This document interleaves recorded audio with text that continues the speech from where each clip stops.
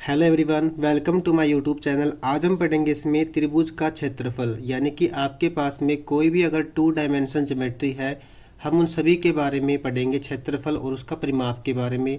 तो आज का जो टॉपिक 1 हम स्टार्ट कर रहे हैं, उसके अंदर हम पढ़ेंगे त्रिभुज का क्षेत्रफल। ठीक है, तो त्रिभुज का क्षेत्रफल हम निकालेंगे इसमें। अगर आपके पास में कोई त्रिभुज गिवन है, त्रिभुज यानी कि ऐसी आकृति जिसकी 3 भुजाएं हो और वो बंद हो। ठीक है, 3 भुजाओं की बंद आकृति क्या होती है? त्रिभुज होती है हमारे पास में। तो उसके अंदर अगर आपको उसका आधार पता है, आधार यानी कि उसका बेस पता है आपको, और उसकी आपको हाइट पता है, हाइट यानी कि उसकी आपको ऊंचाई पता है, तो उस केस में हम उसका क्षेत्रफल कैसे निकाल सकते हैं, आज उस बारे में डिस्कस करेंगे। तो सबसे पहले तो आपको त्रिभुज का क्षेत्रफल पता होना चाहिए क्या होता है। ठीक है, तो त्रिभुज का क्षेत्रफल कैसे निकालते हैं? 1/2 गुणा में आधार गुणा में ऊंचाई। ठीक है, अब इस क्वेश्चन के अंदर जो इसका फर्स्ट पार्ट है उसमें आधार कितना है इसका, BC कितना है इसमें इसका 10 सेंटीमीटर, तो यहाँ से कितना आएगा 10 सेंटीमीटर। उसके बाद में उसकी ऊंचाई कितनी इसमें, इसकी हाइट कितनी इसमें, तो हाइट दे रखी है आपको इसकी 6 सेंटीमीटर। ठीक है, तो यहाँ से आएगा 6 सेंटीमीटर। अब आपको इसका आधार और इसकी ऊंचाई को पुट कर देंगे फॉर्मूले में, तो यहाँ से बनेगा 1/2 गुणा में कितना आएगा आधार, और आधार कितना है इसमें 10। उसके बाद क्या आएगा गुणा में ऊंचाई, ऊंचाई कितनी है इसकी 6, तो यहाँ से आएगा 6। ठीक है, तो 2 को कर देंगे 6 से, कट कर देंगे इसको, तो यहाँ से कितना आएगा 2 3 जा 6 बनेगा। 10 की मल्टीप्लाई कर देंगे 3 से, तो ये बनेगा आपके पास में 30। ठीक है, और आपके पास में जो आपको इसकी साइड दे रखी है वो सेंटीमीटर में दे रखी है, और जब हम किसी भी चीज़ का क्षेत्रफल निकालते हैं तो वो क्या आता है सेंटीमीटर स्क्वायर में आएगा।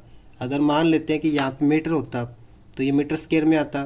अभी आपको सेंटीमीटर गिवन है क्वेश्चन में, तो ये क्या आएगा यहाँ से 30 सेंटीमीटर स्क्वायर आएगा। ठीक है, तो इस तरीके से हम त्रिभुज का क्षेत्रफल निकाल सकते हैं।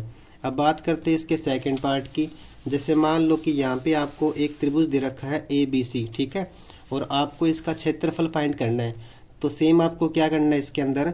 अब इसका बेस कितना है इसमें 12 सेंटीमीटर, तो यहाँ से इसका आधार आएगा 12 सेंटीमीटर, और इसकी जो हाइट दे रखी है आपको, हाइट कितनी है इसकी 5 सेंटीमीटर।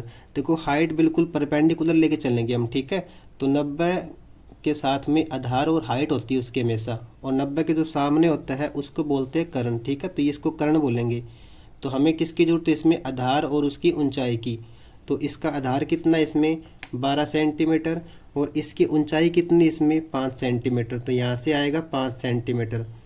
अब आपको आधार ऊंचाई को पुट करना है फॉर्मूले में, तो यहाँ से क्या बनेगा 1/2 गुणा में कितना आएगा इसका आधार कितना है इसमें 12 सेंटीमीटर, और गुणा में कितना आएगा इसमें ऊंचाई, ऊंचाई कितनी है इसकी 5 सेंटीमीटर, तो यहाँ से आएगा 5। अब इसको कट कर देंगे तो ये कटेगा अपने पास में 6 पे, 2 6 जा 12 और 6 5 जा 30, तो ये कितना आएगा अपने पास में 30। और एरिया फाइंड कर रहे हैं इसका, हम क्षेत्रफल फाइंड कर रहे हैं इसका, तो क्या आएगा ये सेंटीमीटर स्क्वायर में आएगा। ठीक है, तो ऐसे हम इसका सेकंड पार्ट को कंप्लीट करेंगे। अब बात करेंगे इसका थर्ड पार्ट, जो कि इसका लास्ट पार्ट आज का।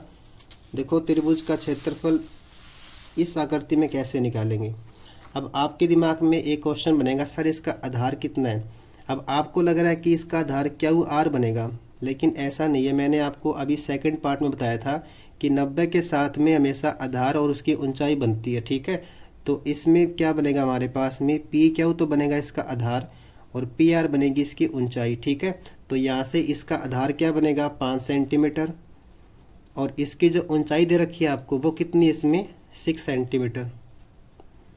अब जस्ट क्या करना आपको, इसको पुट करना है फॉर्मूले में, तो यहाँ से कितना आएगा 1/2 गुणा में कितना आएगा इसमें आधार, आधार कितना है इसमें 5, और गुणा में कितना आएगा इसमें ऊंचाई, ऊंचाई कितनी है इसकी 6 सेंटीमीटर, तो यहाँ से आएगा 6 सेंटीमीटर। अब कट करेंगे इसको, 2 3 जा 6 और 5 3 जा 15, तो ये बनेगा आपके पास में 15 सेंटीमीटर स्क्वायर। बस आपको इसमें ध्यान रखना है कि नीचे वाली हमारे पास में आधार नहीं होती, 90 के साथ में आधार और ऊंचाई होती है हमेशा। ठीक है, तो वहाँ से हम आधार मान लेंगे इसको PQ को, और जो PR बनेगा वो क्या बनेगा इसकी ऊंचाई बनेगी। इसको पुट कर देंगे फॉर्मूले में, तो आपका आंसर आ जाएगा। ठीक है, तो ये था हमारे पास में त्रिभुज का क्षेत्रफल। तो हमने इसके तीनों पार्ट डिस्कस कर लिए। तो कोई भी क्वेश्चन अगर आपके पास में आता है जिसके अंदर आपको 90 डिग्री एंगल दे रखा है और जिसमें आपको आधार पता है उसकी ऊंचाई पता है। तो आप क्षेत्रफल निकालने के लिए क्या करेंगे, 1/2 आधार गुणा ऊंचाई का यूज करेंगे फॉर्मूले का, और उसको आधार ऊंचाई को पुट कर देंगे फॉर्मूले में और आपका आंसर आ जाएगा। ठीक है।